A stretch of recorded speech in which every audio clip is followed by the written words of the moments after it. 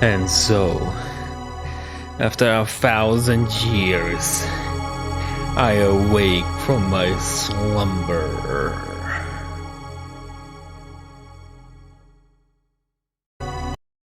Holy shit, it's happening.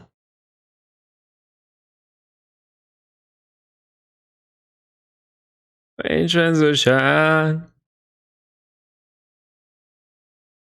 I am so fucking excited if I wasn't so tired. Starbucks, where the fuck were you? What did you do all this time? I'm kidding. Oh my god.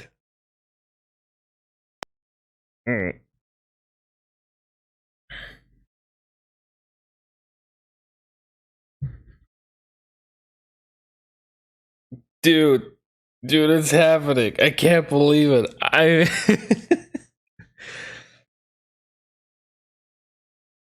Rhinomander actually did it. You worked so fast. You tried so hard and got so far. I don't know. Rhinomander is offline. I mean, this is the Fankest stream. I got home excited to make curry on rice. And I thought, hey, okay, let's play a video while I do my curry. And it was a little thing like, oh, something got uploaded 2 hours ago. Oops, Terranigma on the Iceberg video. I was like, what? What do you mean? It's out? It happened? Holy shit. Oh my god. Like, this day was pretty mediocre. It wasn't bad, it wasn't good. Like, work is really easy, but it's a kind of work that breaks your feet and your back. And so it's like, okay, cool. And then everything got better as soon as I got home. Oh my god. Okay, enough diddle daddle. I'm so fucking excited. The video is an hour long, and I gotta go to bed like in an hour. So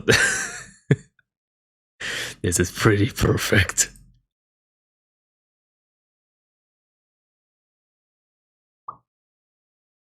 Let's do this. Like, holy shit. Like, holy shit, I'm so excited. Ah! Rhinomander mentioned that. Oh shit, Rhinomander's on right now. Yes! Okay, I gotta do an announcement on my channel before I do anything.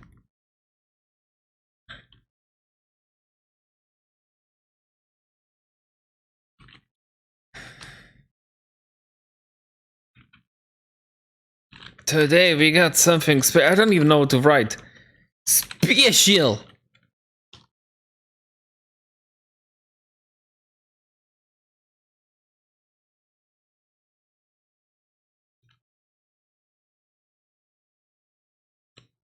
The amazing Rinomander released a video today.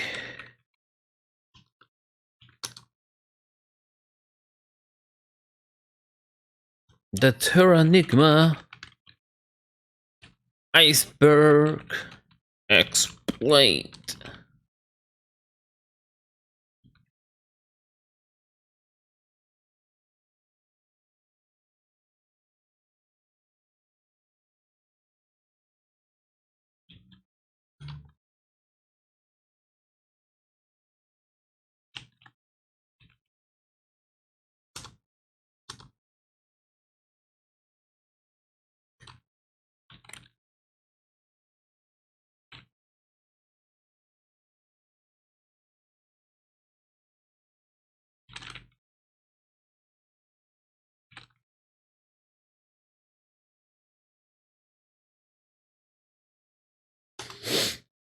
Alright, seems good. And now Rhino's off again. Okay, seems good enough.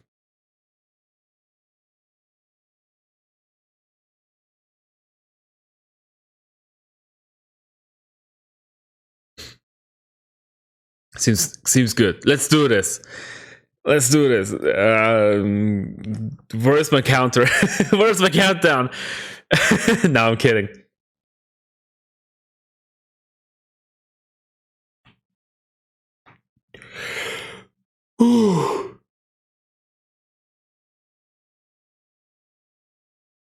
Here we go.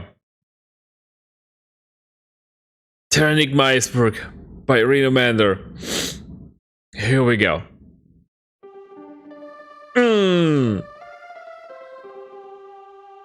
Content about a piece of media no one cares about either because it's too old, extremely unpopular, or the hype will go down. Yes!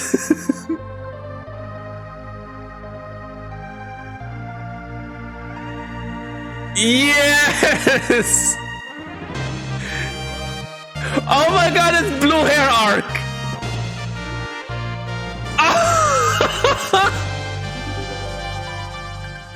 This is already Terranigma. So, the content on my channel so far has been relatively niche, but this is something special. So I'm gonna assume you already know who this dumbass is and what an iceberg chart is. But for Terranigma's sake, I'm still gonna give spoiler warnings just in case. Please play the fucking video game! I'm going to be spoiling pretty much every aspect of Terranigma, and it's like a 20-hour commitment. It's not too bad, and it is worth it, I promise. This iceberg was originally done by Simply Holy on Reddit. I'll leave the original link in the description and his Twitch account. In fact, I'll be leaving everything in the description this time, which means all of the sources I looked at, so you too can also dive down this accursed rabbit hole. There's a petition to get Terranigma archived and released digitally, whether that's a port or a full remake. Kamui Fujiwara, the game's main artist and character designer, Miyoko Kobayashi, one of the game's composers, and Kisato are all involved with the petition. Kisato is a fan who's been holding the Resurrection of the Hero Fest event every year for the past 6 years to celebrate Terranigma's anniversary. The petition is planned to be presented to Square Enix, but as this video takes longer and longer to come out, we'll see where it's gotten to when that happens. Even though the petition itself is entirely in Japanese, Becca Alexiel, also an incredible fan on Twitter, has translated it and made everything super convenient to access on their site, which will also be in the description. Anyone can sign it, even anonymously, so please, I am gently persuading you to go do so. I'll specify on screen which entries were contributed by whom, since a few were added to a second version of the iceberg, and I've added some of my own entries. I've also moved some entries, so the video won't go exactly how the chart has them, but all of the listed entries are in here somewhere. And here we go. Welcome to the Terranigma iceberg. Let's dive in. Chapter 1! The tip of the iceberg! Fucking yes! She even done the fucking chapters! Holy shit! Hollow Earth. The very first thing the game shows you is exposition text over images of a desolate-looking planet. It has all of our real-world equivalent continents, but is said to be a hollow sphere with an internal and external face. The Gaia stone, which is functionally the sun, is even the core on the game's box art. In-game, the world map is actually a donut shape or a torus for all you math people out there. Cadet Sexy Look. Cadets are these ghost enemies that are only found in the beginning chapter of the game. They can hit you with a look that either immobilizes you for a few seconds, makes nothing happen, or it gets reflected back at them. Sometimes though, the text will instead say, "Cadet cast a sexy look." It's not a different attack or anything, just a fun piece of text you may or may not encounter. Sonic the Hedgehog reference? No, not explicitly. But maybe. Ark has a surprising amount of personality conveyed entirely through his animations, including his idols. Yeah, he's definitely as impatient as Sonic. The blue blur's gotta go fast. Macho appeal. After completing the 5 towers in the underworld, you can enter a secret cave located here, west of Tower 5. Getting through this cave resurrects Polynese, which you can visit on the overworld here. The only things on the island are a couple of NPCs and beach chairs to lay on. Napping here will leave Ark sunburnt when he wakes up and an increase to his macho appeal.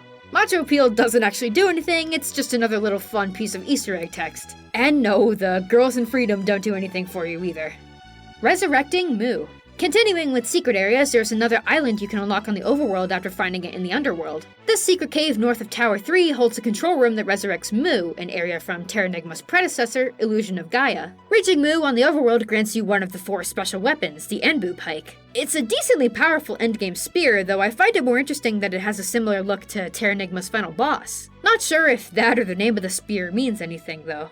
The text. As you can tell just by looking at it, the text in this game is not ideal. I don't mean the translation or actual dialogue, but the way the dialogue is presented. Supposedly, there was little effort to reprogram the way text displays to accommodate for all the non-Japanese versions. Wide text, the windows having an extra line just to fit all of it, and plenty more technical issues not present in the Japanese version according to my one source, but I'm really not equipped to understand much of it, even if I were to go back to it with a fine-toothed comb. One of the most obvious things, however, is that a lot of location names are shortened to fit the 8-character limit. Sanctuary is Sanctuar, Evergreen is Evegreen, Sylvain Castle is just Castle, Southern Europe is Aesir, you get the point. There are plenty of instances of typos and text getting cut off too.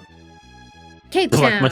Traveling past the tip of Africa prompts the location text Cape Town and Kalahari to appear. It was one of Terranigma's early mysteries as to what Cape Town was or if it was accessible in any way. I mean, it's such a large stretch of land, and Cape Town is a real place that Ark could have visited. Using cheats, however, there's nothing past the mountains. No towns, no sub-areas. There were rumors of it being the location of the 100th Magirok, which is not true by the way, there were only 97 Magiroks in the game. But it's more likely there for the sake of putting real-world names to locations, and perhaps a nod to Illusion of Gaia's South Cape Town, which is also located at the southern tip of a continent.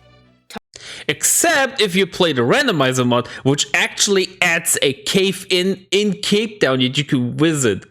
Except I don't have any idea how to actually reach that because it's still locked by mountains. I think I have to find some kind of item.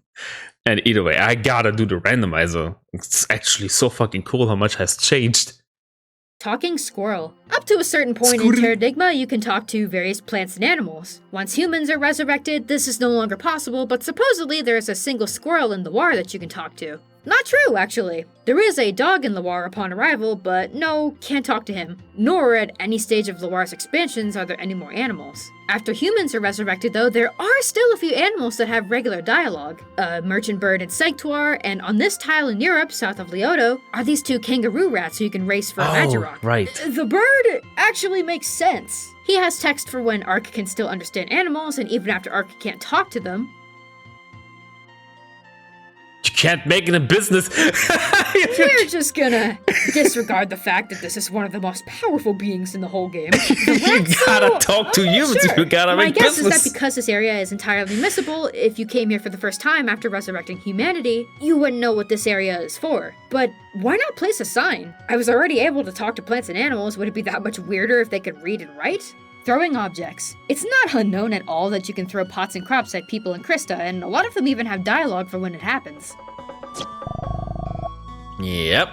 Though, after leaving Krista, it seems like no one else in the game even has a reaction to Village Troublemaker Ark's constant property damage. Yep. You can throw pots in Dragoon Castle if they're any near a breakable wall, and it'll make a sound to reflect that. And, strangely, even when you're back in Krista during endgame, you can destroy the spirits of the villagers by throwing pots at them. Oh, I hated that. Like, this is one of the most heart-wrenching things ever. But not much besides those 2 instances. There is, however, one spot where you can trigger something unique by throwing pots. This house in Leoto has a woman and a monkey in it. If you're a monster for some reason and throw the pot at the monkey, the woman will yell at you for animal abuse and kick you out of the house permanently. Seriously, oh, wow. You can't enter the house for the rest of the game. God. I mean, you kinda deserve it. Chicken races. On a singular tile located here in Europe, you can bet on chicken races. It's never really not saw an this ideal way ever. to get quick money, but it's a fun little thing. Almost no one seems to know what this kid's deal is, though. Catherine. I never visited this place ever. I never even knew it existed. That's all he does! To this day, I still this girl sees that it's weird. There is a single... To this day, I still don't even know exactly how to reach it. Like, where that landmass is. But, yeah. Huh. I gotta, like, see this when playing the game, at least in the randomizer. Because, yeah, I have never actually seen this. One of the few things I have never seen in Terranigma that that still surprise me. Like every time I play Terranigma, I learned something new. Even when I read the script, I learned something new. That was really interesting. Well, their chicken fenced off, though. Is that Catherine? Actually, it probably is. Apparently, there's a chicken called Catherine in another Quintet game called Robotrek, or Slapstick in Japan. Go figure. Still don't know what it means. Massage tent. At various points in the game, you can find a group of nomads on the map called the Quattros. In one of their tents, there's a girl who asks you to massage her back in exchange for gems. If you do it from the front, however... Don't get fresh. Enix references. There are a few references to what was just then called Enix throughout Terranigma. The one in Yunko is the most obvious with the neon lights outside the Magirock shop. There's another in Neo Tokyo. The sign above what I guess is an empty office building for Enix says, Enix News, Dragon Quest VI coming soon! Slime slime. And the least obvious one being in the mountains to the east of Loire. Seems like the only thing here is a Magirock, but the word Enix is sneakily hidden among the ground tiles. Gaia trilogy. My god! Soul Blazer, Illusion of Gaia, and Terranigma are all unofficially considered a trilogy due to them sharing many similarities. I'm not going to cover all of them in the interest of keeping this video under an hour, but this is still going to be a bit of a lengthy section. In all three games, reincarnation is a big thing. Every living being goes through it, and there's a continually reincarnated legendary hero who is destined to save the world over and over again. They all have thematic ties, such as human ambition, environmentalism, the duality of light and dark, or otherwise two fundamental opposing forces, and what is probably the biggest theme, the one that drives the design of these games, is destruction and creation. Similar items can be found in the games, such as the Phoenix Magic in Soul Blazer and Illusion of Gaia, now being the hero spear and armor in Terranigma. There are NPCs that share names as well, such as Service the Dolphin in Soul Blazer, him and Nana in Illusion of Gaia, and again in Terranigma. Some characters don't share names, but have obvious equivalents, such as King Magritte and King Henry, and Dr. Leo and Baruga. There are story aspects that you could use to connect these games as well, but to be honest, this is where things get iffy, at least for me. You could connect them, but the games don't have anything explicit to support that. They're all perfectly self-contained stories, and in no way are any of them direct sequels. They do all have some kind of image of a god and devil, whether or not they're called that or are the same across these games, I don't know, but they could be the same beings in Illusion of Gaia and Terranigma. The comet in Illusion of Gaia changed the layout of Earth at the end of the game and turned it into our Earth, which we see in Terranigma. The comet's previous passings could account for the differences in the planet's layout across the games. There is plenty more I could talk about, but honestly, I found some of these other aspects to be really weak links between these games. I'm also going to throw this bit from an interview with Koji Yokota, who was involved with ActRaiser, Illusion of Gaia, Robotrek, and Grandstream Saga, that in the director's mind, although these games have a common thread, no question about that, Terranigma is different from them. What I've taken away from all of this is that it's just as open-ended as these games are by themselves, and if you want to make your own conclusions, I can at least point you to the video in the description that fueled the majority of my confusion. It's interesting, I promise, I just don't have the brains for this. Timeline. Okay, I guess we're gonna talk about ActRaiser now. Though, honestly, I wouldn't say ActRaiser is connected to Terranigma much at all. If anything, it seems to have the most connections to Soul Blazer. They both involve the opposing fundamental forces, God and Devil / Satan. We'll call him Satan since that's what he's called in the Japanese version of ActRaiser, but in English he is known as Tantra and God is known as the Master. The Master appears in Soul Blazer as well, though he simply guides Blazer after sending him down to restore the world, rather than animating a statue as an avatar himself like in ActRaiser. The Gaia that guides Will in Illusion of Gaia is also an animated statue. ActRaiser has very prevalent themes of death, rebirth, and creation and destruction as well, if anything is going to link all of these games together. Again though, there are far too many individual references to go over, so I'll leave a link in the description for all of those. No, I'm not going to talk about ActRaiser 2, the Iceberg does not mention it, and besides, Yeah.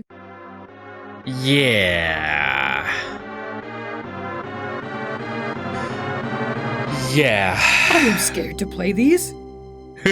we're not talking about ActRaiser 2. Beneath the surface.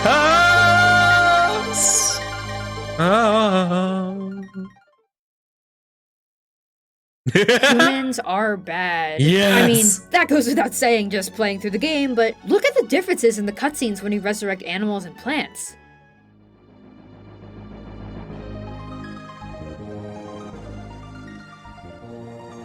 Oh yeah. Resurrecting animals. So nice.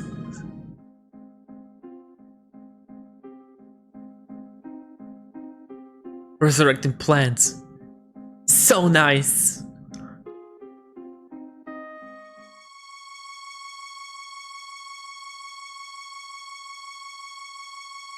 Resurrecting the land. So nice.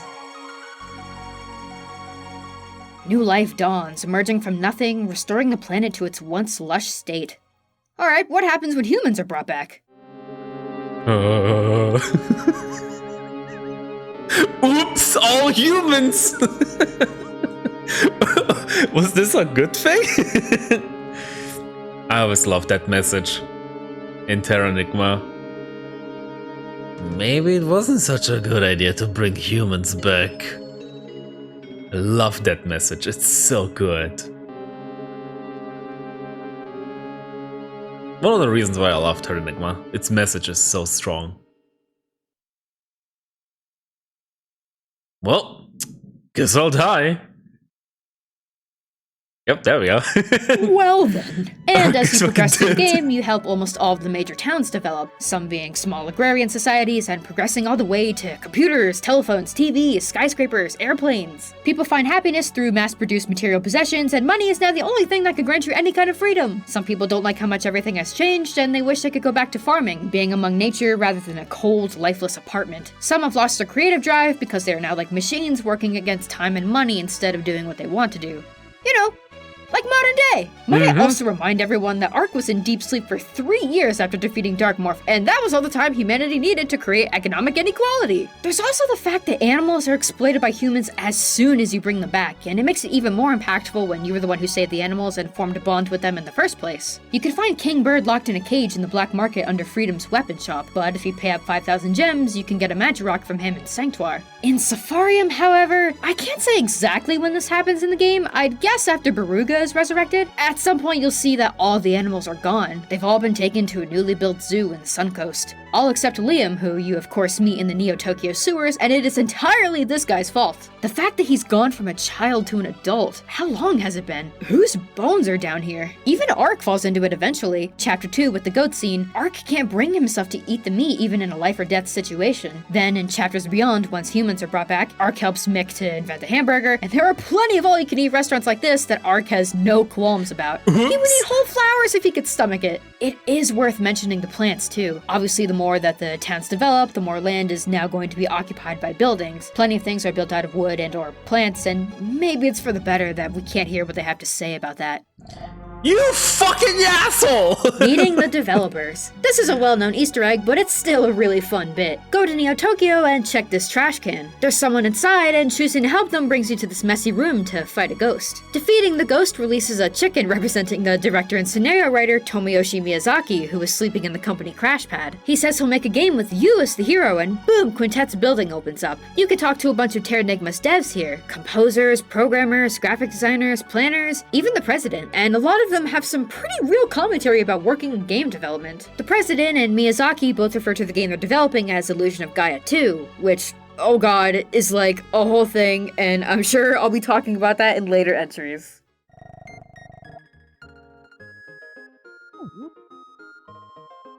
Spoiled. Huh. Dude sniffed a sock. Dude. Oh my god, he dies!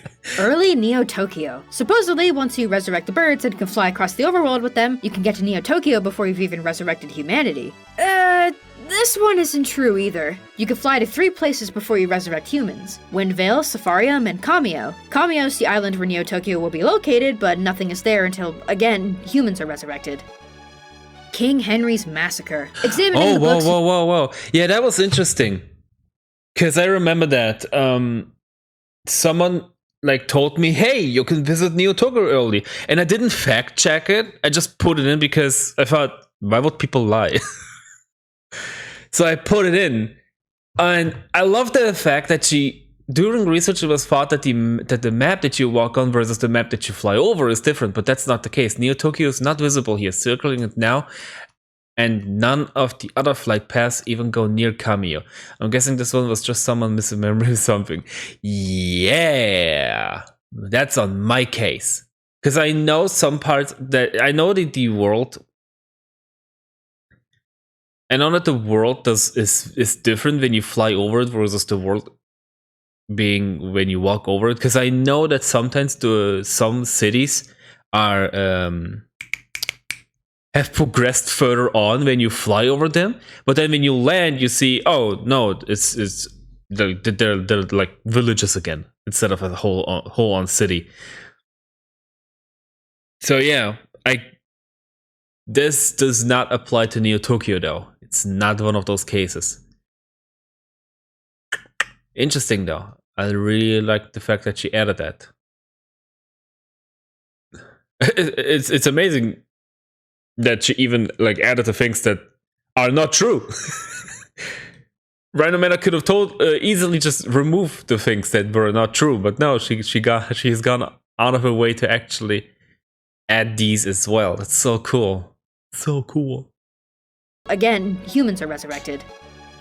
King Henry's Massacre. Yeah. Examining the books in the library of Loire Castle reveals the awful campaign that King Henry led years ago, which is also alluded to by other NPCs. Hidden in Stockholm was a treasure that the king was looking for, but he chose to have everyone executed for rebelling and not telling him where the treasure was. The despair and fury of the villagers' souls lived on as the wolves that now inhabit Stockholm. Of course, Princess Elle was the only survivor, since she had the secret of the treasure vested in her by her parents, and was adopted by the king to eventually reveal the secret. The secret of Pandora's box, which has the arms of the hero armor and the hero pike that you get later in the game. The king, a pawn of Dark Gaia, wanted to get his hands on them before Ark could. This whole thing is, of course, a huge plot point since it explains Fida's obligation to Princess Elle, Elle's parents being killed, and the whole setup with finding a groom, Elle then killing the king when she recovers her past, and King Henry only being a part of the equation with Wong, Beruga, and Dark Gaia's plans. It involves Light Ark too, since that was his village, and it's theorized that Light Ark could have died along with the others in the village. Quintet Quiz. There's a lot more unused content in Terranigma than I thought, though not all of it is as interesting as the rest. There's standard debug stuff. Oh yeah. Ha! That's cool. Thanks, game. Self-explanatory ending cutscene. What is debug? XP, lots of magic. Oh wow. This is seriously a lot of XP. This screen goes on for a while, I suppose. Oh god, 37. That is a lot. Oh wow, also a bunch of magic, various weapons and armor. Ooh. A sound test. Oh yeah. Nice. Whoa, what's going on here? Hold up plus right to go up in Dragoon, down plus left to go down. This is only accessible in the Japanese version with specific pro action replay codes. Figured. This is also on TCRF. Though the order of the tracks isn't what you may expect, plus it includes sound effects. This lady who you talk to in order to play the tracks will comment on them too, but to my knowledge these lines haven't been translated. Oh, that's a shame.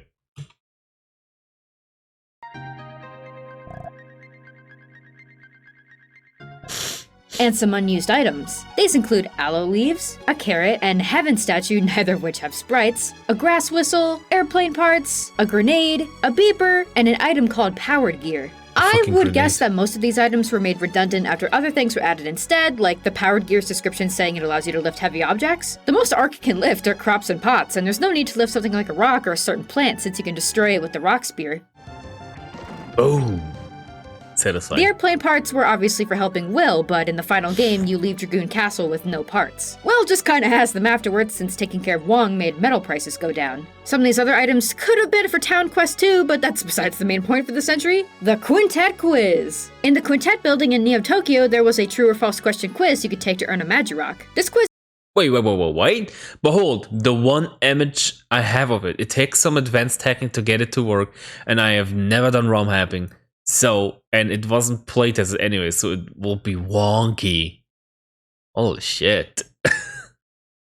In the Quintet building in Neo Tokyo, there was a true or false question quiz you could take to earn a Magirock. This quiz is in the Japanese version, but along with the Magirock you would get, it was made inaccessible in every other version. French, German, and Spanish text for the quiz exists in those versions, you just can't play it normally. The English version doesn't have any text for the quiz, but still has a line for ActRaiser in the data that would have only been used in the quiz. The quiz is also different in each version. Robotrek was never released in Europe, so the German and French versions replaced any questions about it with Nintendo-themed questions. The German version especially also replaced a lot of other questions seemingly at random, like a question originally about Illusion of Gaia's character designs being drawn by a female mangaka was turned into Secret of Mana can be played by 5 players at a time. There's another one that's answered false in the German version about not needing dog biscuits in Secret of Evermore.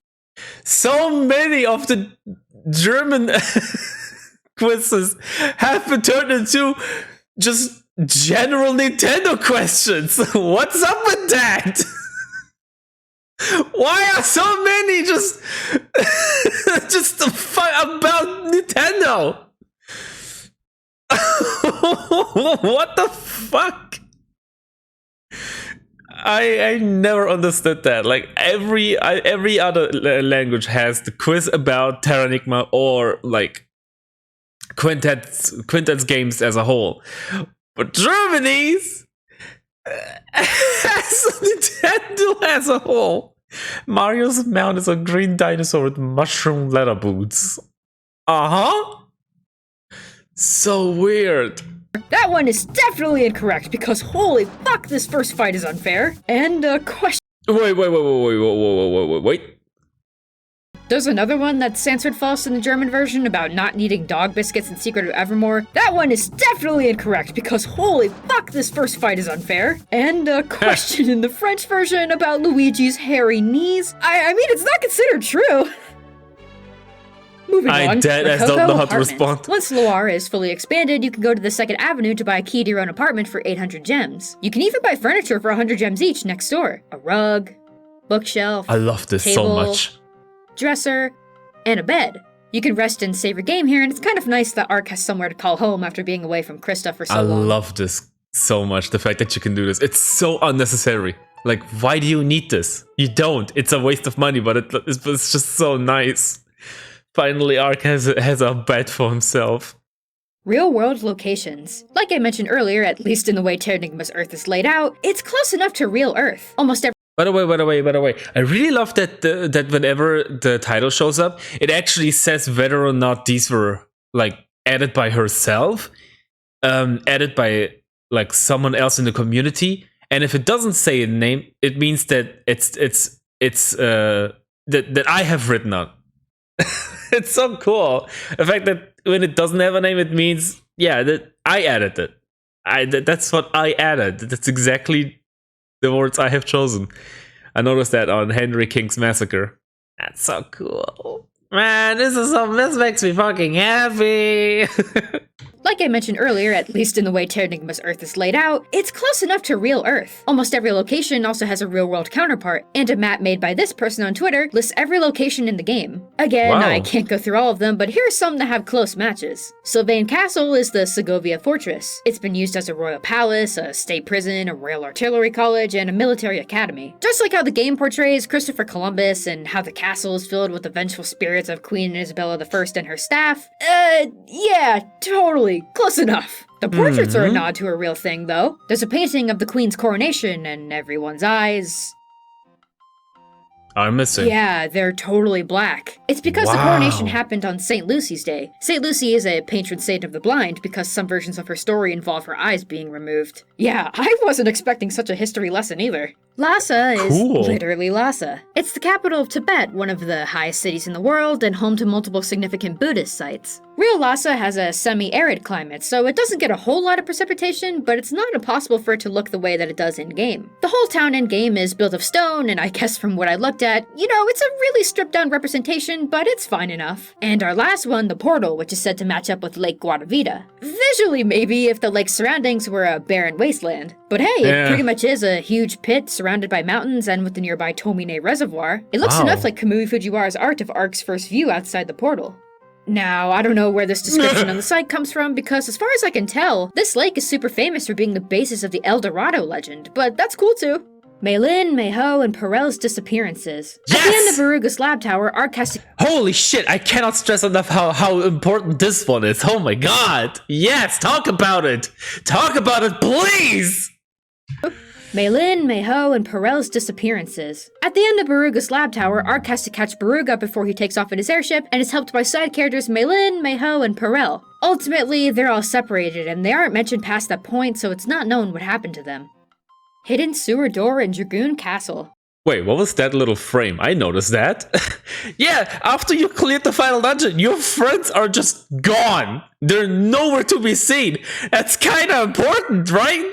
Past that point, so it's not known. But what was that frame? What happened to them. Final Fantasy VII. The last dungeon, right before you fight the final bosses. Alright, everyone, let's mosey. Or is this... Oh no, this is after the final boss. Oh yeah. Okay.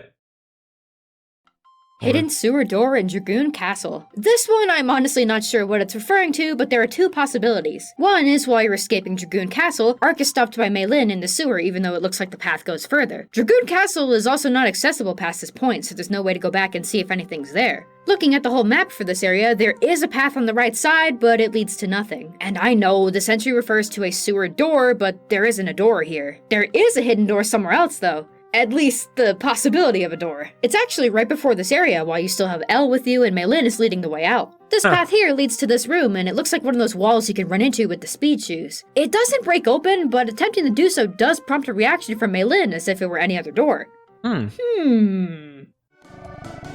Oh yeah. Madam will only react to the middle and right doors in the center of the wall. The left and rightmost door do not cause any reaction from it. Oh yeah, huh. I know that the randomizer actually has put a door in there to put items in there. That is cool. Huh. This is also one of those things that I added because someone said so. Oh, no. Yeah. When I was like looking through more things to add, I googled in Terranigma secrets and some website mentioned it. Again, I didn't fact check it because I figured, well, someone made a website of their own, Terranigma secrets, put that in, so why question the truthness of it? It's so cool that Rinomanders made the effort to actually fact check these because I couldn't.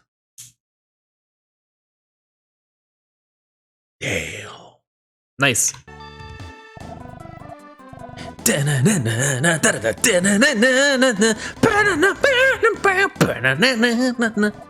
So fucking good. And as it turns out, there is a reason that you can't go that way even with a walkthrough walls sheet. There is a doorway through that side. Can't go in though. Cool. Yeah, that's the room. The randomizer has made that room actually accessible to put items in, so that there's actually a reason to go in this castle. Because otherwise, Royd's there's no friends. reason. It's only mentioned twice in the game that Royd had a friend who died to one of the game's villains, depending on who you want to blame, and that he intended to avenge them. Nothing else is known about them, but I don't think the details are important to the overall story. I'd say it's to make Royd realize our hero's goals aren't so different from his own when he encounters Phaida in Dragoon Castle. I feel like Lightside Ark. Light Ark is the hero you never play as. He was created by Light Gaia to defeat Dark Gaia and end their eternal conflict, which he succeeded in doing, but died in the process. Collecting the Starstones near the end of the game brings back his spirit so that he can fuse with Dark Ark and give him the power to defeat Dark Gaia. And that means he reverts to being a baby, I guess. I'm still not sure what the hell is happening in this scene.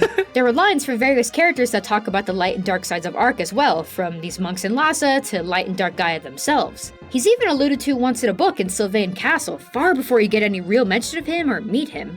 The world is steadied by a balance of light and dark. When that balance is disturbed, a hero will appear to restore it. The hero will fight courageously with the weapon first held by man. Canon cycles of light art. a spear. That's cool. I never read that book. There are so many things that just go past by. And I was getting close to that part in the script. I could have read that. I gotta read the script for myself because it's too long to actually read on stream. There was something else I wanted to say. Oh yeah, Roy's friends being gone. Yeah, it's another one of the. It's very similar to Myro, Peril, and Mehu disappearing after the final dungeon. We never get to see Roy's friend, but just canon cycles of Light Ark failing. Oh, this one's a big one. I wonder if it's gonna be a big one in this one, in this video. Ark failing. This one is gonna involve a bit of speculation. While yes, in-game it's definitely established that there is an ongoing cycle of life, it's never explicitly stated how many times it's happened already. We only know that it's still locked in that cycle. But I think I can see where that comes from. Not much in this game is stated very clearly anyway, so I can go with this. The clock shown in the intro of the game ticks down to its last hour as a brief history of the world is being described. The hands fall and a 13th hour appears. When you meet Lightside Ark in-game, he talks about the same idea, or its history being likened to a clock and that the 13th hour is a time that must not exist. It may not necessarily mean that there have been 12 cycles with our hero Dark Ark starting the 13th, but it's the idea of things being out of balance. I like this game FAQ's explanation. In Baruga's world, or more accurately Dark Gaia's world, where life does not continue naturally and is instead stagnant because everything lives forever, the world breaks down. Time can't continue properly past that point because no progress can be made. And it is Light Ark's destiny to die at some point in every life cycle. Light Ark was created by Light Gaia to stop Dark Gaia, Light Ark dies in the conflict, it just keeps happening as Dark Gaia tries to take over the cycle. Light Ark is also within the loop of fate, unlike Dark Ark, who is unique to the cycle happening in the game. So Light Ark is the one that keeps getting reincarnated to fulfill his fate. There isn't just a single grave in Dryvale for nothing. At least, that's how I interpret things. That's perfect. That's exactly what the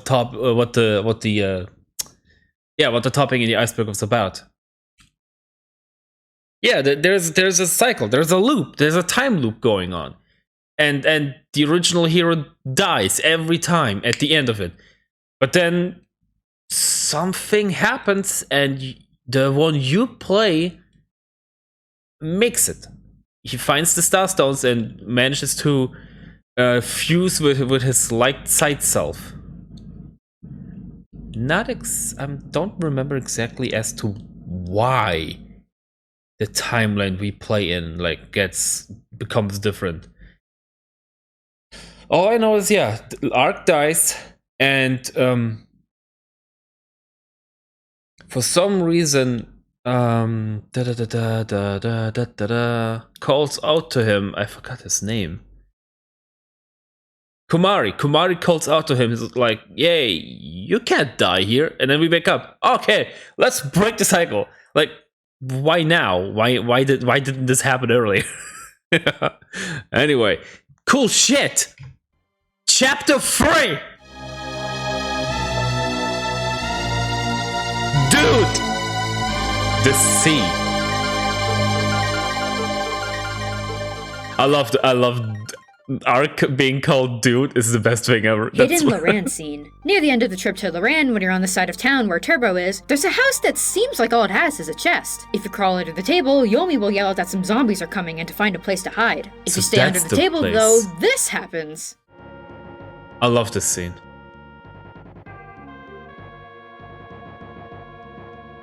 This scene is great. I never actually got to see it because I wasn't sure where the house is. Strangers among us today. Among us!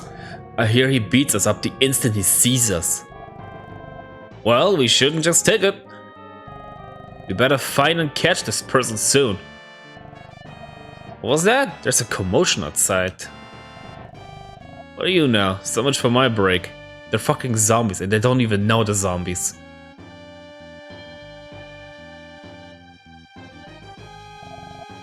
Hey, dude. Maybe the residents here don't realize that they're zombies. Yep.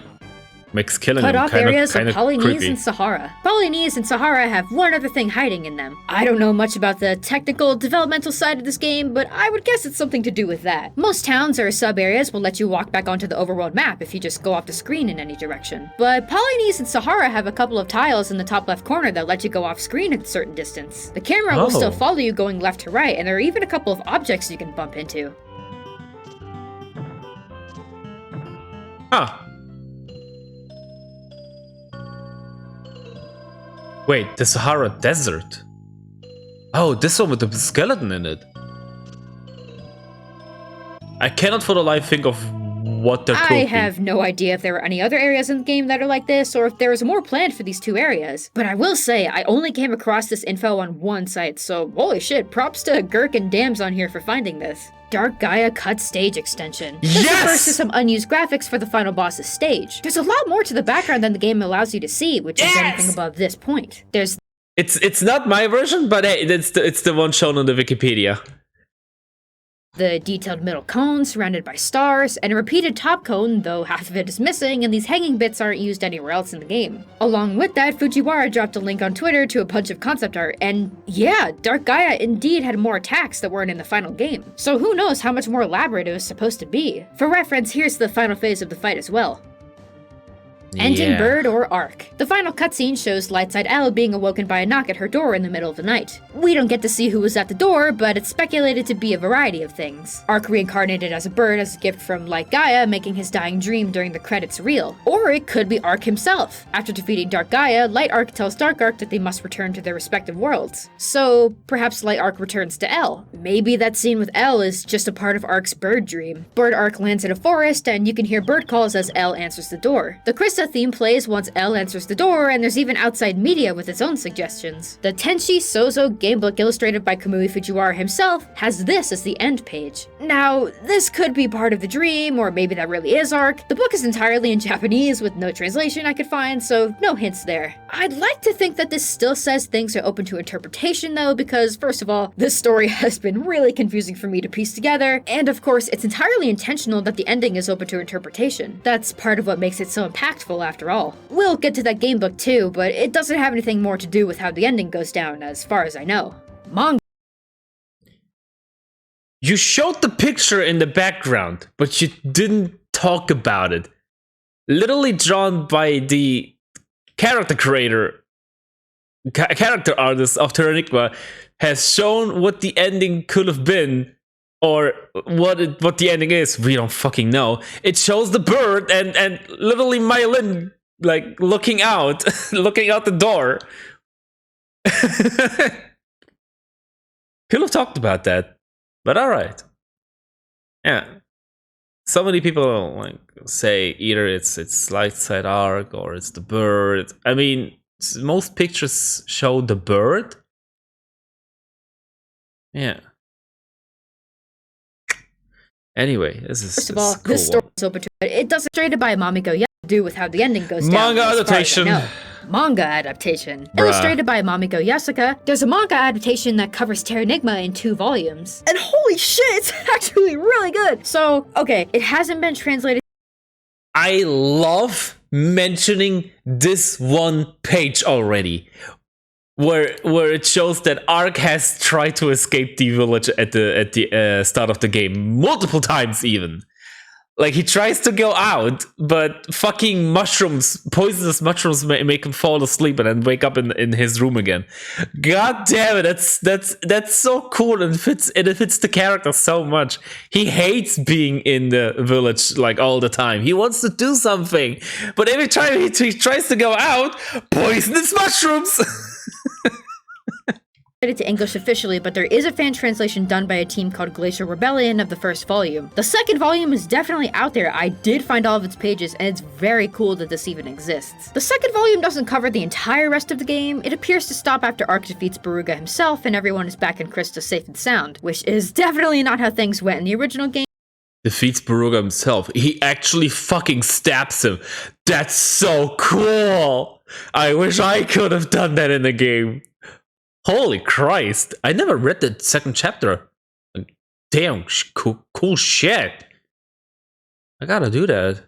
But at least they got a happy ending. Seriously though, if I could tell you to buy this manga, I would. At least go and read it for the sake of the translators. It's got some great moments in it. Lots more personality is given to Ark. I didn't interpret him acting as strongly in the game as he does here, since we get these extra moments, but I can totally see him being like this. It follows the plot of the game, albeit with some changes that I feel either couldn't be portrayed in the game due to technical limitations, or for the sake of storytelling. Like, the whole village is covered in ice instead of just the villagers being frozen, Ark only goes into 1 tower instead of 5, and he doesn't doesn't have to find the giant leaves to swim or the raw dewdrop to fight Parasite. He just has them after almost drowning in one panel, and he defeats Parasite by holding his breath even after being covered in poison, but it's whatever. This dude gets fucked up in one panel and then is pretty much fine the next most of the time. And I do mean that, like, I wasn't expecting there to even be blood for some reason, but man. Okay, so Ark goes off to resurrect the birds, and when he gets to Great Cliff, the demon boss birds are already there. Yomi gets grabbed, and Ark gets grabbed trying to save him. While being held onto by the bird, he cuts its feet off, launches his spear into its stomach, and the other bird attacks Ark, resulting in him losing a foot. But oh my god, dude, it's so good. I don't know what I was expecting, but it wasn't that. Yasuka's art is also great. Like look at this, look at this. Volume 2, page 42. Oh my god, him, look at him. Sorry, I'm fucking rambling. This is so cool, and I don't think I'm gonna get to talk about it in any other form, so please, I gotta reread this manga. Also, if you ever wanted to see Ark swear, well, he says damn in hell a few times, so there you go.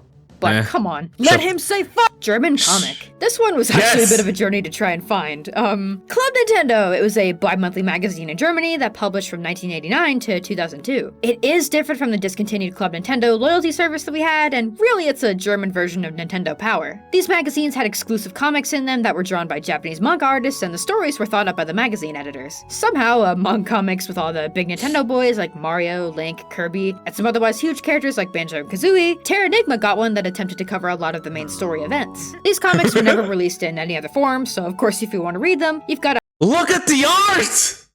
Holy shit! It's freaking like German fairy tales style, which is kind of like cool for Terranigma. I like, yeah, like most people will say, ew, it's fucking ugly, but I kind of get as to why, because it's kind of fitting and also non-fitting. Like portraying Terranigma in a German fairy tale style is so unique. No one would have ever thought that, and it works somehow. It's unique. Like, it's unique. That's so cool. To hunt for a fan translation. Someone on Game FAQs had their own translation of the full 32-page comic, but it's a post from 8 years ago that has since had all of its hosted files expire, and they haven't logged in since 2015, so that was a dead end. Someone on Reddit had also posted about the German comic, with someone in the comments offering to translate, but I didn't find anything else from them about that. However, I did find a spreadsheet for all of the Club Nintendo comics, and luckily Terranigma's did get translated. The only thing is that it's not the full 32-page comic, and the comic itself is really strange. Like, the other people in Ark and Elle's houses in Krista were just friends or neighbors as far as you could tell in the game, but in the comic, some of them are Ark and Elle's parents. Underworld Elle's hair color is also closer to Overworld Elle's hair color, or just straight up blonde. And for some reason, she's called Soraya? I have no idea where that comes from. She's not called that in any version of Terranigma, and her name in the German version is Melina. The translators even acknowledge it at the end of this issue, so yeah, who knows. We're gonna need to go back to that Reddit post though, since the link posted is the only place where you can find the rest of the comic. It progresses really quickly, which is totally fair because there's no way you could fit all of Terranigma into something like this. The Parasite fight and the resurrection of birds and animals are all in one panel. Ark immediately finds himself in Eklamata, and there's Darkmorph. We're already in Lhasa, and we're running out of time. Okay, exposition dump, Loran and meeting Meilin, even got Turbo in there. Very next page, we got the looming threat of Baruga, and it ends there. It's definitely interesting that this even exists. Like, how did they make this happen? Terranigma novels. There are 2 Terranigma novels. The first one we'll talk about is Light in the Darkness by Kumi Sayori. I don't think either of these novels have any sort of English translation, but at least with Light in the Darkness, Rekka Alexiel was again kind enough to share some of it on a Twitter thread. As with the manga, these novels have extra scenes for more characterization. It starts in Lhasa when Ark wakes up after having defeated Darkmorph, but he can't remember anything. Small added details are already present from the beginning, like the girl who took care of Ark in the game is smitten with him here, and it's pointed out that Ark has eyes like Prime Blue, aka Magirox. Definitely interesting since he's portrayed with these simple black sort of anime eyes in all of his official artwork. Ark goes to Loran to check on Meilin after Kumari tricks him. Turbo happily greets him, but of course Meilin is not too happy to see him there. Ark is still good-natured at heart like he is in the game too, like he can't bring himself to hurt any of the zombies in Loran since he knows they were people at one point. This prompts Ark to be uncharacteristically insightful towards Yomi. It should also definitely be mentioned that Ark does try to remember things. Temjin shows Ark a Magirock and he can feel the power in it, and he knows he should know what it is, and Yomi uses that against him.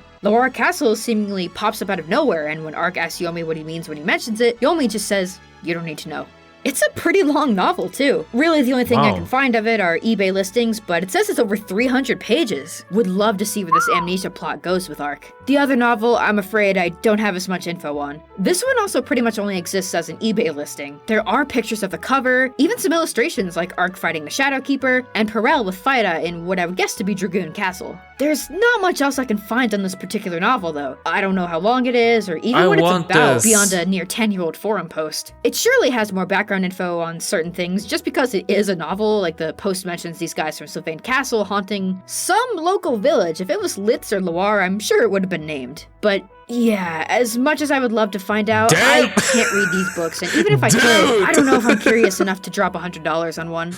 Tenchi Sozo Gamebook. This was one of the most elusive entries to find any information on. It's definitely a real book. As far as I looked, I didn't see any posts about it specifically, just sparse shopping listings for it that have a few pictures, and mentions from a couple of forums about the ending image because it's still confusing. Cherub-based Terranigma info page by far had the most info on it. Supposedly, it's a choose-your-own-adventure kind of book. I couldn't tell you what's actually in the book. I don't think it's been translated in any fashion, and the most I have to show for it are some of the illustrations, which were done by Fujiwara himself. Here's a cute one of Ark and Liam. There's Royd being a badass in Dragoon Castle. There's Ark seeing a mirage of El and Leoto. And the last two pictures of it physically are Phaida waking Ark to ask for his help, and Ark seeing Princess El. Cherub-based site has the rest of the illustrations, and some of these would be really cool to see in better quality. The portraits in Sylvain Castle, Dark and Light Ark meeting, and Ark and Yomi getting scared off by a Yeti in Eklamata. The book also came with a mini poster of the game's key art, and what looks to me like a D&D character sheet? I would guess that's to help keep track of the path you take, since this is another long book at 318 pages. It's also supposed to be written by Misa Ikeda, though I could only find this on a single site. Terranigma World Atlas. Wouldn't you know it? I couldn't find very much on this one either. And I'm not even sure what it is, to be honest. Pictures from sales listings show guides for dungeons, enemy and boss descriptions, layouts of towns, and locations on the overworld map.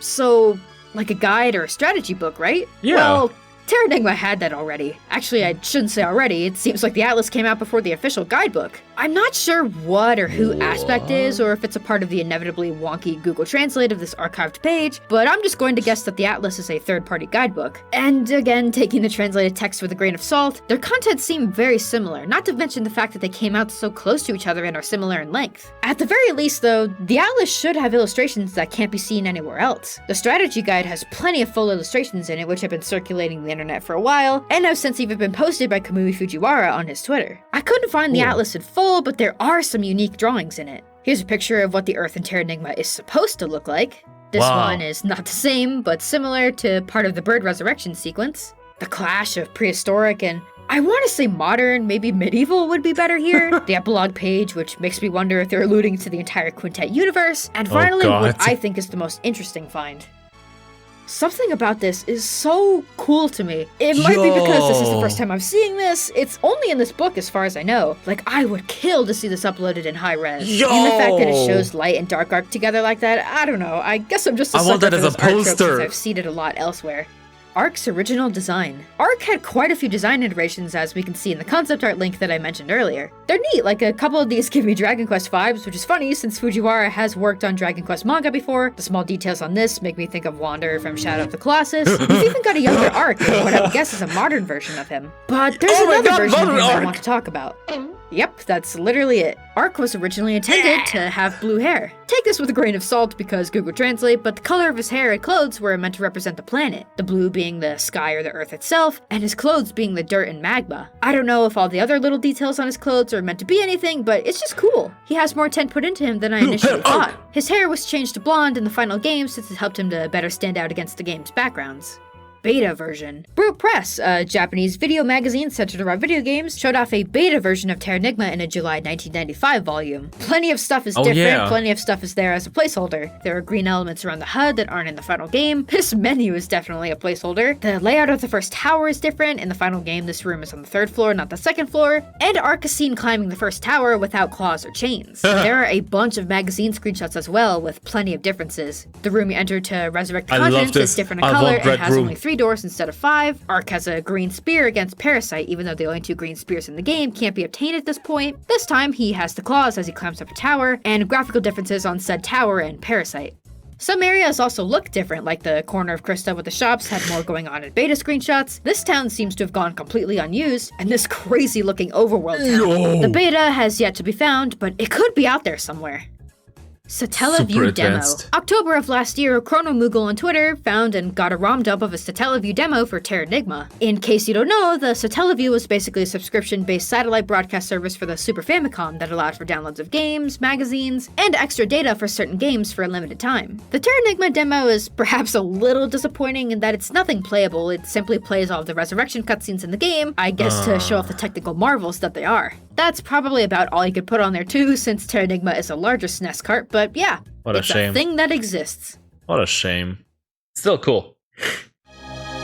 Chapter 4! The Deaths! I know I just did a reference, but I forgot where it came from. Eating your husband, oh my god. Here we go! Starting off with a good one, I see. Welcome, gamers. Today my dog died.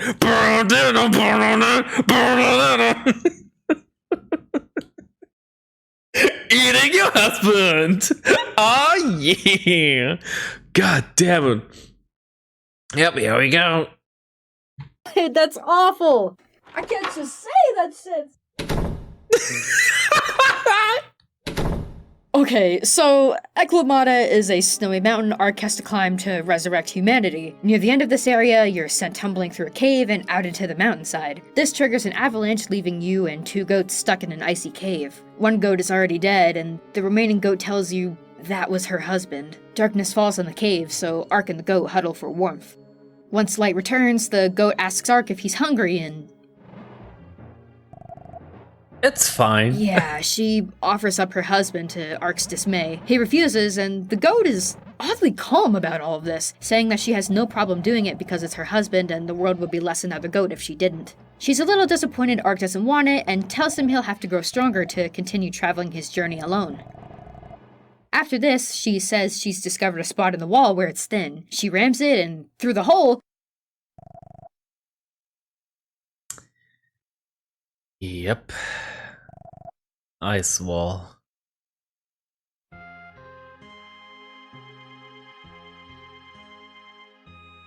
well, it can't be helped. You have to leave her with only a glimmer of hope that she can make it out herself somehow. You can return to the cave after the resurrection of humanity, but... she's gone. Ah, I never saw this before. Man, it doesn't appear to be breathing. Terranigma 2. That's no, there isn't any heart-wrenching. kind of sequel, unfortunately. She never but made it there are out. a few fan attempts to make a sort of Terranigma 2. One is Terranigma 2, The Continuance by The King or Shade Ark on YouTube, which as far as I can tell, is a fan game made on a custom engine and was planned to be playable in English, but it was put on hold indefinitely. I guess someone else took up the mantle and ported it to RPG Maker? There are videos from someone else on a new engine, and the original creator mentions on some different forum posts that there is an RPG Maker version, but I'm not 100% on the details. I played this. Wow. Shit, I thought I could go this whole video without needing a big correction like this. As it turns out, I was indeed not 100% on the details. The King simply ported the game from RPG Maker to his own engine. Yes, because I played the RPG Maker version. I didn't know there was another version afterwards. My confusion comes from this other newer engine video just existing. I don't know if they are the same person. If the original continuous videos were the RPG Maker versions. If so, holy shit, actually impressive. It's hard to make anything up on RPG Maker. Hey, Xbox, tell me about it. And the video I just showed is the new engine of the continuance. Supposedly, the project is still alive as of now on the forums too, but I have no idea what's going on over there. Pretty much all of the Terranigma fangames are on RPG Maker as well, so I'm sorry, I am confusion. Also, this is all Google Translate, so I could still be wrong. I'm doing my best. Google Translation from German? Yeah, it has to be. Because yeah, most Terranigma fan games are all German, which is mostly the reason as to why I don't want to stream them. I'm already doing Ultimacht, which is already a big can to open. This video is inspiring now. It just takes some elements from Terranigma. Dude, this took you a while to get inspired by Terranigma. Haven't played that game, right? Anyway, yeah, Terranigma 2 is a fan game. I didn't like it. I don't like where the story is going. Like, it's kind of like Kingdom Hearts. Now that Darkwood L and Beruger are dead, they have been resurrected on a different planet. And Ark finds a spaceship and travels to the same planet. And the whole adventure is on another planet. Yep. Supposedly Beruga is the villain there because he also got resurrected. And he tries to find the L from the Dark World. Yeah. What I would rather want is a fucking prequel to Terranigma. Like, I want to see a prequel to Terranigma where you play as Lightside Ark and continuously die. Maybe give us a hint as to why Terranigma 1 timeline is different. Damn, a prequel to Terranigma would be so fucking cool. Good job! And by a different forum post, I mean that there's a German forum dedicated to this game, but I can't access any of the posts without making an account. The game also has a download link, which wouldn't be of much use to me, and clicking the link for it on YouTube. Oh my god, I have never gotten a warning like that. I think I'll pass. Another attempt at You know what? I think I still have the game. I think I still have this game on my hard drive. Terranigma 2, the continuance. I think I still do. Yeah, I still do. Holy shit, I still have Terranigma 2. And it's an RPG Maker game. It's actually the first iteration of the Terranigma 2. It is the RPG Maker game. I can't believe that I still have this. Does it start up? It actually starts up as well.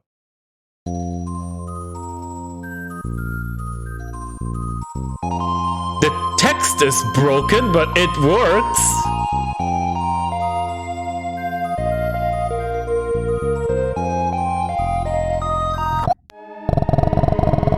It's very broken.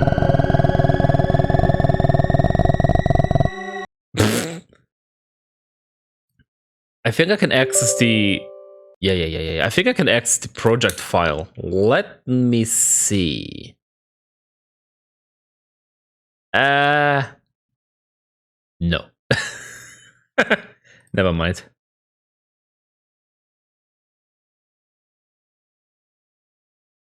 Whew. Sorry. What happens if I choose the other option? Before I...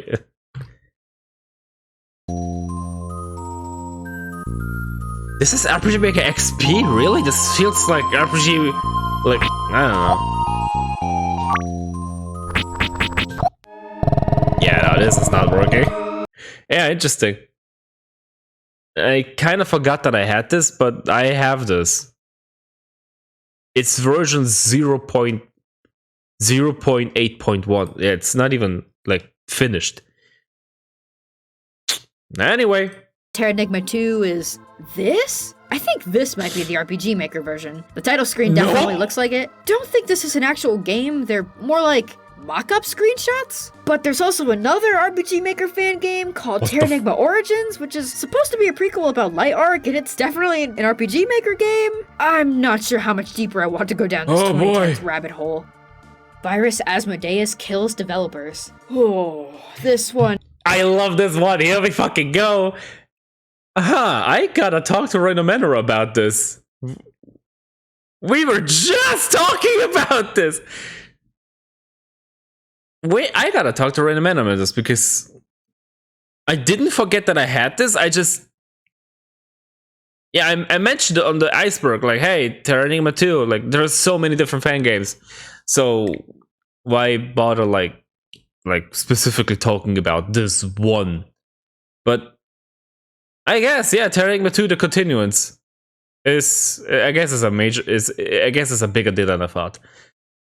Oh boy, this Terranigma 2 is literally just Terranigma remade on the RPG Maker. It's an actual game, they're more like mock-up screenshots? But there's also another RPG Maker fan game called Terranigma Origins, which is supposed to be a prequel about Light Ark, and it's definitely an RPG Maker game. I think I also played this, but I didn't like it. I think I played this, but I didn't like it. Hey, David. Not sure how much deeper I want to go down this 2010s rabbit hole. Yeah. Virus Asmodeus kills developers. Oh, nice. This one, let's just say it's a doozy. Late into the game, in Baruga's lab, you can find a computer filled with information Baruga has collected. Some info about the lab, his scientific work, and his plans to build the world into an eternal paradise, one free from death and disease. One page details how, in a previous life cycle, Baruga unleashed an airborne virus onto the world called Asmodeus. This does happen later in the game, but only in Neo-Tokyo, and almost every person in the town is wiped off the face of the earth. The thing that makes this incredibly disturbing is the fact that a sarin gas attack occurred in Tokyo mere months before the game was released, and Quintet was based in Tokyo. I've also seen some mentions of it being a reference to the atomic bombings of Hiroshima and Nagasaki.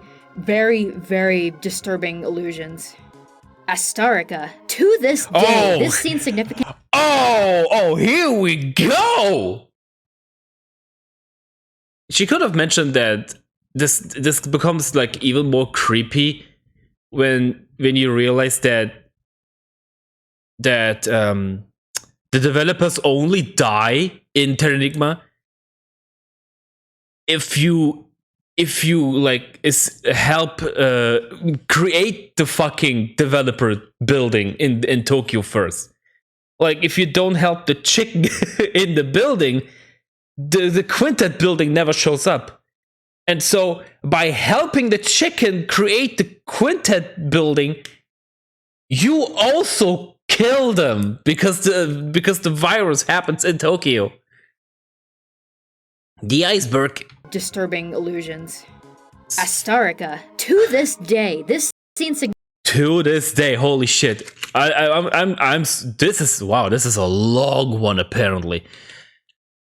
This is the biggest woozy, the biggest secret of Terranigma. Let's see how much Rinomanders has found out about this.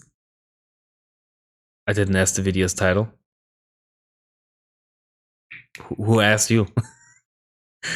I forget who asked.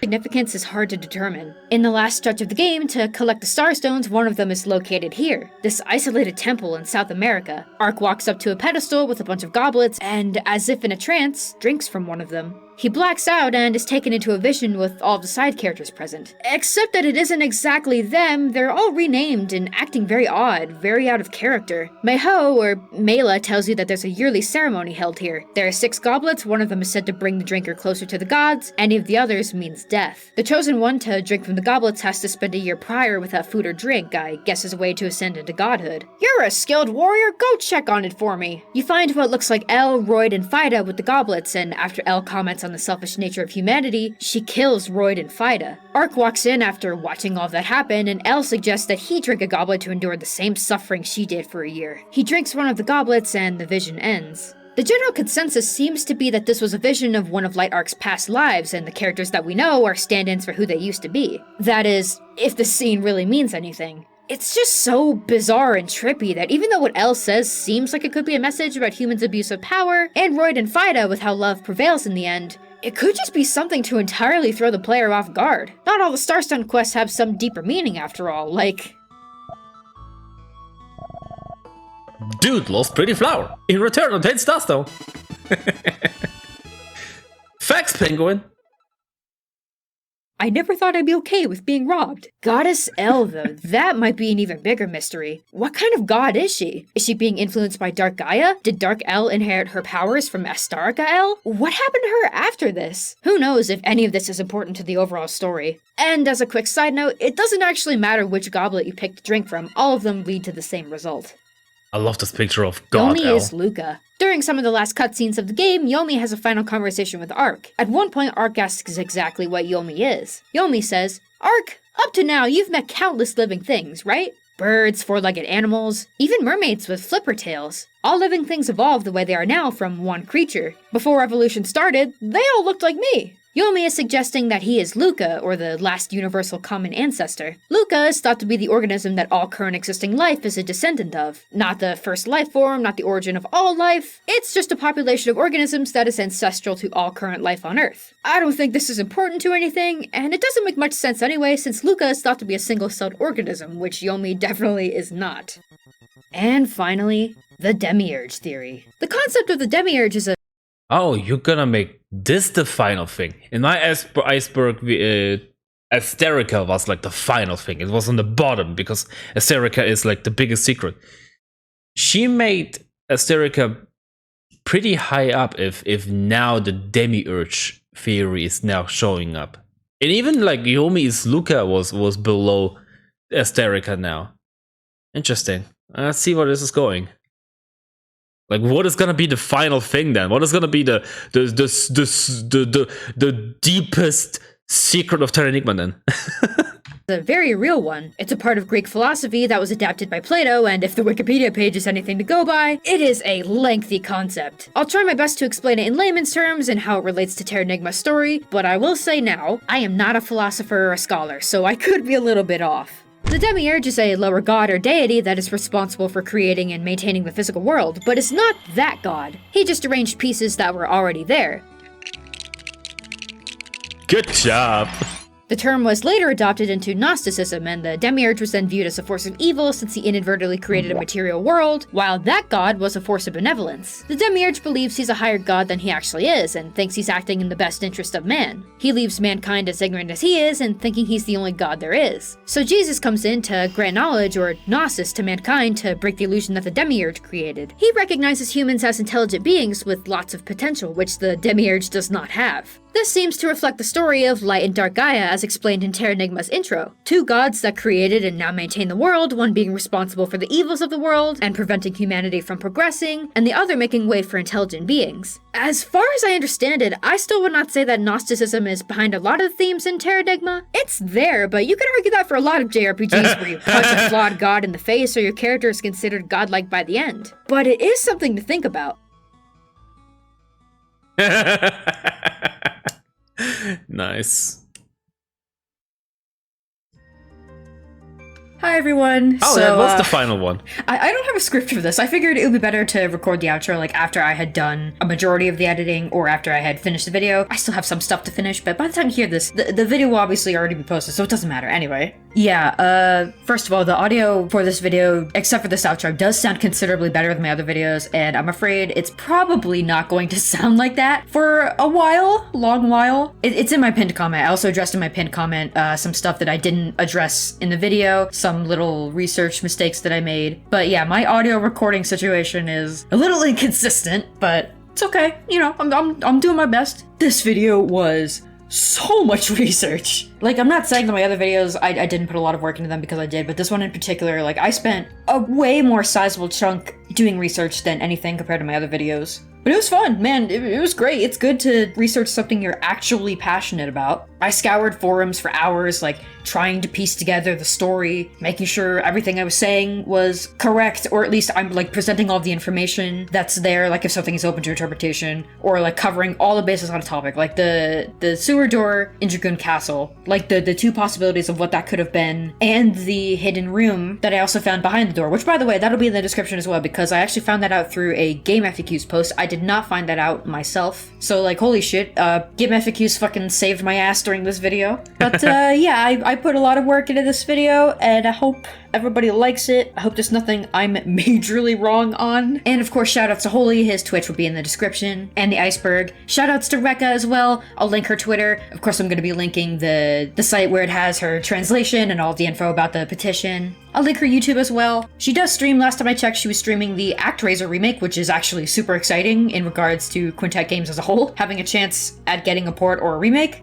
Yeah, I hope I'm not forgetting anything. I am kind of recording this on a whim. I'm not sure what my next video will be. I don't have any ideas that stick out to me right now. It could just be like a standard other game review, but we'll see what happens. I think I can't talk. I think I said something similar at the end of the El Shaddai video. I don't remember. I don't actually go back and watch them. So yeah, peace out. Hope y'all are doing well. Oh man, this was great. I love how you guys are both right and both wrong. Yes, Vadi from Minish Cap. Yes, Vadi Vidya. His icon and name is a reference to Vadi from Minish Cap. You guys are both right and both wrong. Vadi Vidya, the guy who does Dark Souls 3, Dark Souls lore videos in general. Not just Dark Souls 3, he just like everything Dark Souls. Everything from software. Yes, his name is a reference to Vadi from Minish Cap. His icon is Vadi from Minish Cap. You guys are both right and both wrong. Fucking amazing. Oh man, this was great. Rhino Manor, you did a great fucking job. This was cool as fuck. Oh man, this was great. So much research, and you used like so many art pieces done by Hideki. Was it Hideki? I forgot.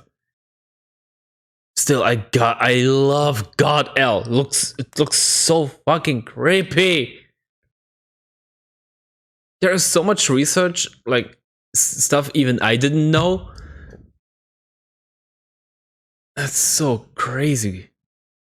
For example, I didn't know that just like how accurate the fucking Dragoon Castle is. Like, holy shit. The painting with the blacked out eyes.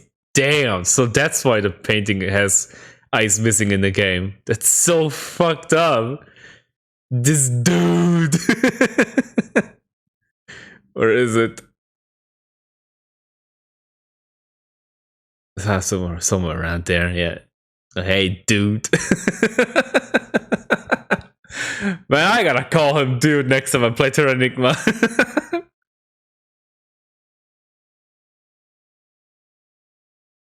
It reminds me of Pokemon when you call your main character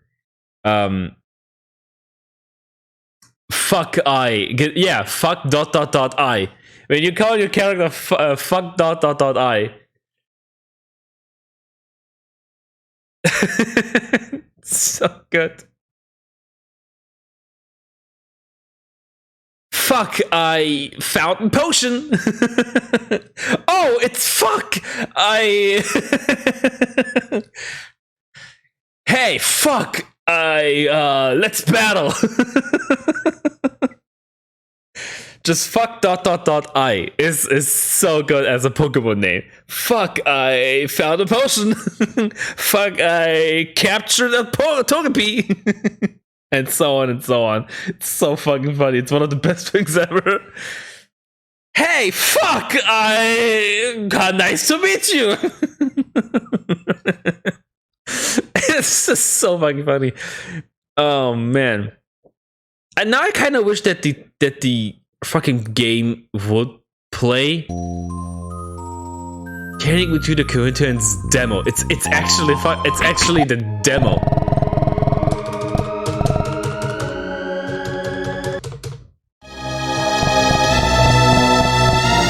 Oh god, this is loud. You know what? Maybe something does happen when I press the enter button a couple times.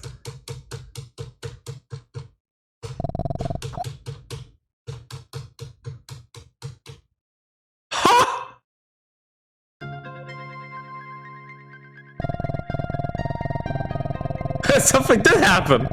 Oh look! Well, look at that. I don't even remember that scene. Is this? This is Dark World L. After she got resurrected, I suppose. Yeah, all the text is broken. Some of the graphics also seem to be borked. This must be Paradise. I think. I don't know. I haven't played this thing in like ages. To be exact, I haven't played this in like 2009. So yeah. This is very freaking old. Her dad? Must be. Yeah. I guess I showed us the Rinomander. Like, hey, I have the game. You what? It's probably missing the font files, yeah. Most likely.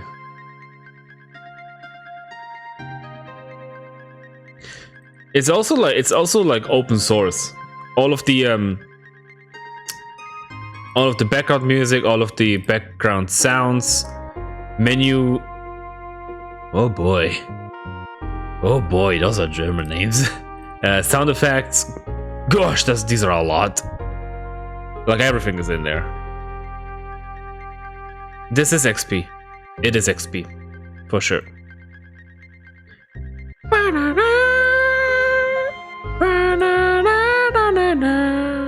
I wish I could access the project file and actually open up. I guess it's like it's a little too old, and my RPG Maker is also not up to date. So yeah, maybe I could send the files to you and you can open it up. I don't know. You can look at the game files of this non-existent game. Yeah, funny. Okay, man, this was a woof. It's way after my sleeping time. Gimme. So yeah, I'm gonna go to sleep like right away. Oh shit. Oh, Rinomander mentioned.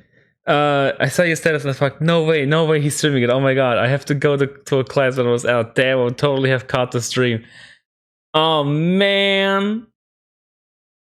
You better upload it to YouTube. Actually, I wasn't thinking of that, but I guess I will. Guess I will.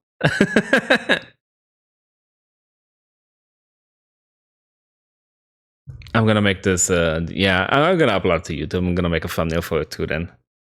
Iceberg reaction.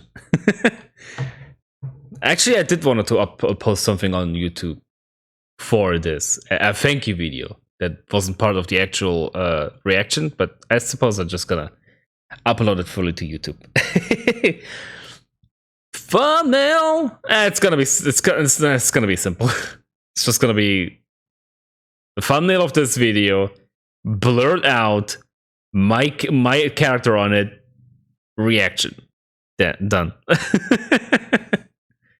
Upload to YouTube, no balls. Simple and clean as the way this iceberg makes me feel tonight. I can't believe this is real. Anyway, I gotta go to sleep. I'm literally half an hour too late, and I need my sleep after I broke my sleep schedule like last week so hard. I gotta go now. Thanks for watching. Have a nice day, have a nice night, whatever time you guys plays. And as always, stay awesome. Until next time with I'm not sure what. I'm definitely like working on the next edited video for a while now. Hey, Rinomander, I see you. Good freaking job on the iceberg. Holy Christ, I love it. Hey, you can't fool me. You're in here. Anyway, yeah. Gonna go now. Don't worry, I will upload it to YouTube. And see you then. Ciao, ciao. Whoa.